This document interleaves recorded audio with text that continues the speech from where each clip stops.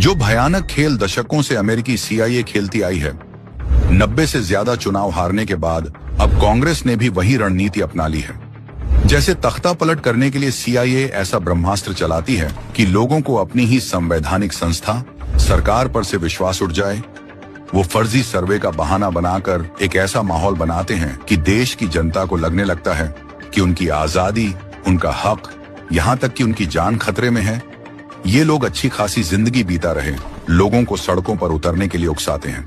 Myanmar, Sri Lanka और बांग्लादेश, पाकिस्तान में हमने देखा, इसके बाद सरकारें गिरती हैं, फिर CIA वहां अपने मन की सरकार बिठाती है। अब हूबहू वही रणनीति कांग्रेस भारत में अपनाने लगी है। फर्क सिर्फ इतना है कि यहाँ वो किसी और देश का नहीं, अपने ही देश का लोकतंत्र तोड़ने पर तुली है। सोचिए, आखिर क्यों कांग्रेस बार बार चुनाव आयोग को कटघरे में खड़ा करती है? वजह साफ है और आज हम आपको वो 4 असली कारण बताने वाले हैं। कांग्रेस जानती है कि अवैध घुसपैठिए उसकी पॉलिटिक्स की ऑक्सीजन है। इसलिए जब चुनाव आयोग नकली वोटरों का नाम वोटर लिस्ट से काटता है तो सबसे ज्यादा बेचैनी कांग्रेस को होती है। इनके बिना कांग्रेस का वोट बैंक सूखा कुआं बन जाता है। इसीलिए कांग्रेस EC को बदनाम करती है ताकि घुसपैठियों का वोट बचाया जा सके।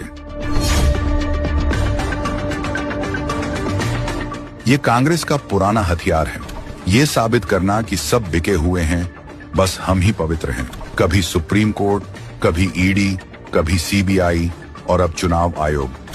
मकसद यही कि जनता का भरोसा इन संस्थाओं से हटे और लोगों को लगे कि सब कुछ सिर्फ सरकार के इशारे पर हो रहा है। ये सबसे खतरनाक चाल है, जनता को समझाना कि तुम्हारा वोट काउंट ही नहीं होता। क्योंकि अगर जनता को चुनावी प्रक्रिया पर ही भरोसा न रहे तो लोकतंत्र की नींव हिल जाती है। और यही कांग्रेस चाहती है, अव्यवस्था, अराजकता और अविश्वास। कांग्रेस को मालूम है कि जनता उसके साथ नहीं है, लेकिन सीधी हार मान लेना आसान नहीं। इसलिए पहले से नैरेटिव सेट कर दिया जाता है, चुनाव आयोग निष्पक्ष नहीं है, खेल फिक्स है, ताकि नतीजों की जिम्मेदारी पार्टी पर ना आकर सिस्टम पर डाली जा सके। तो साफ है, कांग्रेस सिर्फ BJP से नहीं लड़ रही, कांग्रेस भारत के लोकतांत्रिक ढांचे से लड़ रही है। चुनाव आयोग को बदनाम करना उसी बड़े प्रोपेगेंडा का हिस्सा है जो CIA ने दुनिया भर में किया, और अब कांग्रेस उसी कॉपी पेस्ट प्लेबुक पर चल रही है। फर्क बस इतना है कि CIA किसी देश को गिराने के लिए बाहर से आती है और कांग्रेस अपने ही देश को गिराने के लिए भीतर से काम करती है।